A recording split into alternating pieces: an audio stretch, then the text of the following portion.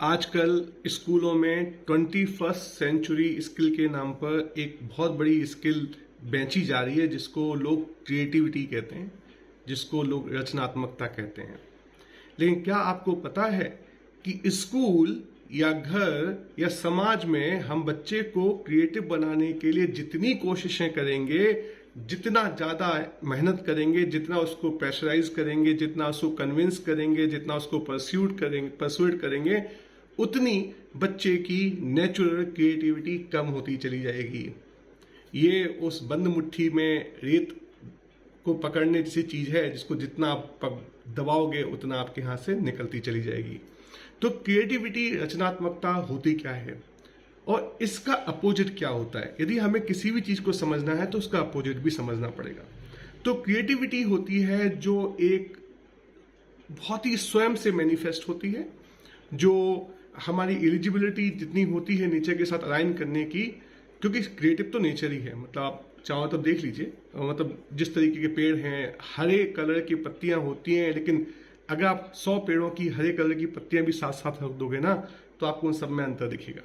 तो हरे कलर में भी हजारों वेरिएशन, और उसके बाद ना जाने कितने कलर्स और ना जाने कितनी सुंदर सुंदर डिजाइन्स, बादल कुछ और बना लेते हैं पेड़ के साथ, मतलब रोशनी और पानी मिलके इंद्रधनुष बना लेती है, ना जाने कितनी क्रिएटिविटी।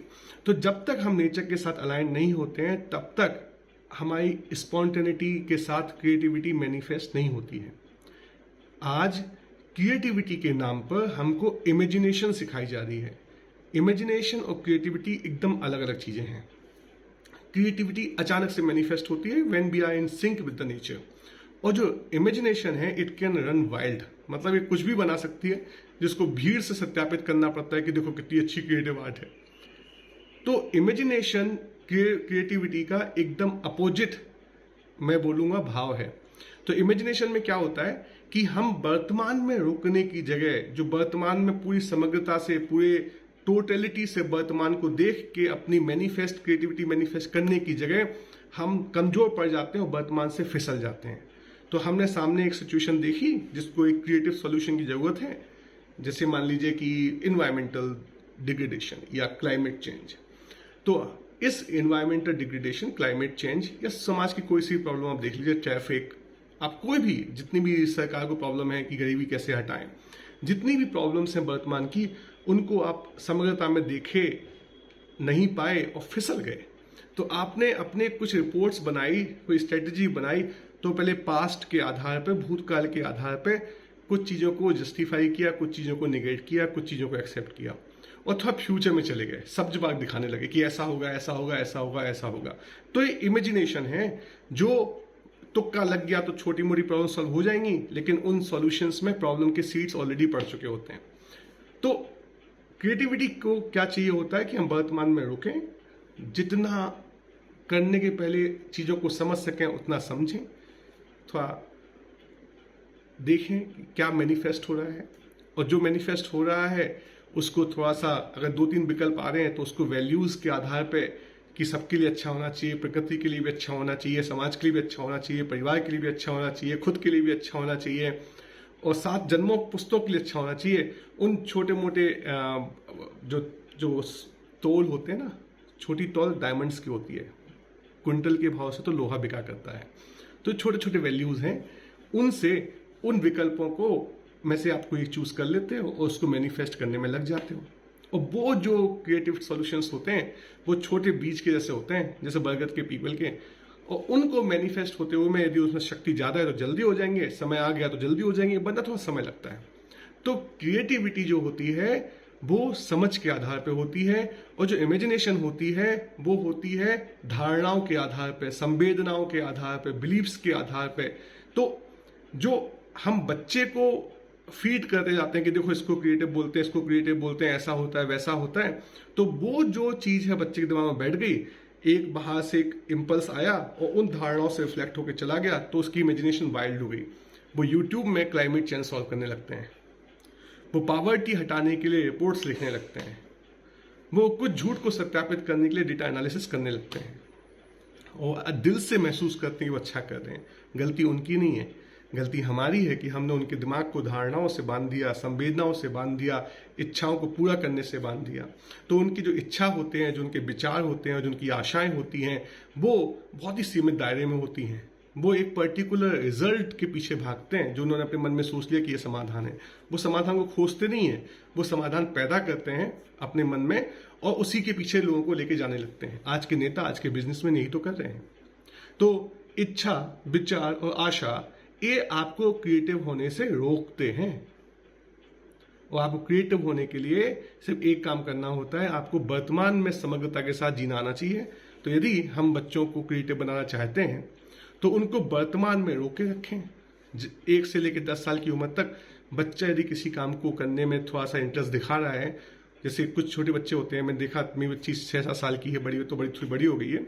जब वो किसी काम को करते हैं तो वो 2-4 घंटे भी कर सकते हैं, बशर्ते कोई उन्हें रोके टोके नहीं। लेकिन आज हम स्कूलों में आधे घंटे के चैप्टर क्लासेस करते हैं। बच्चे का जैसे ही मन लगा किसी सब्जेक्ट में, टन उसको दूसरे सब्जेक्ट में स्विच करना है, फिर टन फिर तीसरे सब्जेक्ट में स्विच करना है। तो बच्चा का वर्तमान में से हम बच्चे को खुद उठा के भूत या भविष्य में पहुंचाते हैं।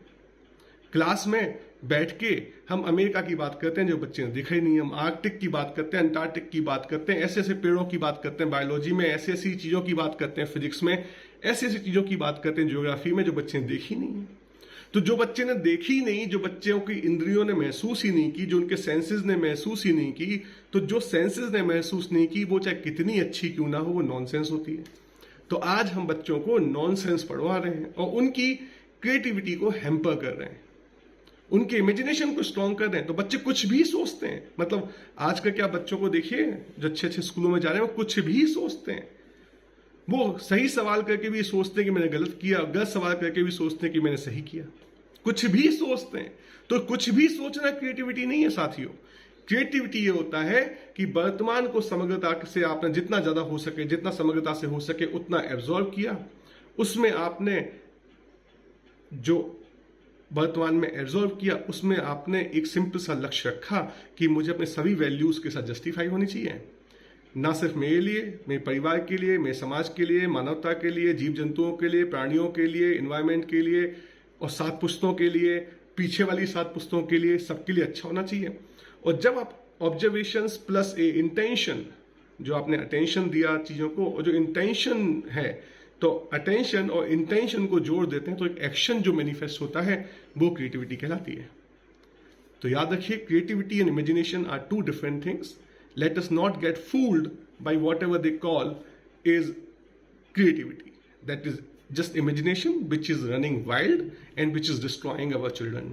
So think of it just quick 3 steps guide to make sure कि हमारे बच्चे इमेजिनेशन के जाल में, एक ट्रैप में, एक भूल भुलैया में न फंस जाए। तो बच्चों को वो पढ़ाइए जो उनकी सेंसेस ग्रहण कर सकती हैं, जो वेरीफाई कर सकते हैं, जो छू के देख सकते हैं, जो देख सकते हैं, जो सूंघ सकते हैं, जो टच कर सकते हैं। उन चीजों का उपयोग करके बच्चों को पढ़ाइए। दूसरा, बच्चों को पहले पास का पढ़ाइए, फिर धीरे धीरे उसको पास का समझ में आ जाए तो दूर का पढ़ाइए। और तीसरा, बच्चों को लोकल मटेरियल, किताबें जो हैं बहुत ही पुअर सब्स्टिट्यूट है रियलिटी का। मतलब सिंपल से एग्जांपल देता हूं, मेरिस्टेमेटिक टिश्यू को पढ़ाने के लिए किताब में पीपीटी में डिजाइन बनाने की जगह सिंपल किसी भी पौधे के पास ले जाओ और बच्चे से पूछो कि बताओ कहां कहां से ग्रो कर रहे हैं। तो बच्चा बोलेगा कि बड में से टिश्यूज निकल रहे हैं, वो यहाँ से टिश्यूज निकल रहे हैं, यहाँ से नई पत्तियां निकल रही हैं। तो बता दो बच्चों को कि वहां पे मेरिस्टेमेटिक टिश्यू होता है। They will never forget in life. तो बच्चे जिसको सेंसेस से ग्रहण कर सकें वो पढ़ाइए, पहले पास का पढ़ाइए, फिर दूर का पढ़ाइए। लोकल मटेरियल जो आपके सामने है, नेचुरल मटेरियल का उपयोग करके बच्चों को कॉन्सेप्ट दीजिए। I think that will make our children more creative and living in less imagination. क्योंकि जितना इमेजिनेशन में रहने की आदत पड़ जाएगी उतना वो मोबाइल में घुस जाएंगे, उतना एआई में घुस जाएंगे, उतना अपनी आंखों में चश्मा लगा के ना, ये जो प्रकृति है उसको छोड़ के चश्मा लगा के भूल भुलैया, मतलब पैसा दे के पेड़ देखेंगे नकली, जबकि असली सामने पड़ा हुआ है, उसको काट देंगे। तो be parents have to be very mindful of all this thing and let really this world need creative kids nowadays, क्योंकि there are so many problems we are facing which need creative solution, because the link between cause and effect, the link between planning and action, the link between planning, action and results, all those links are getting broken in this quickly changing world.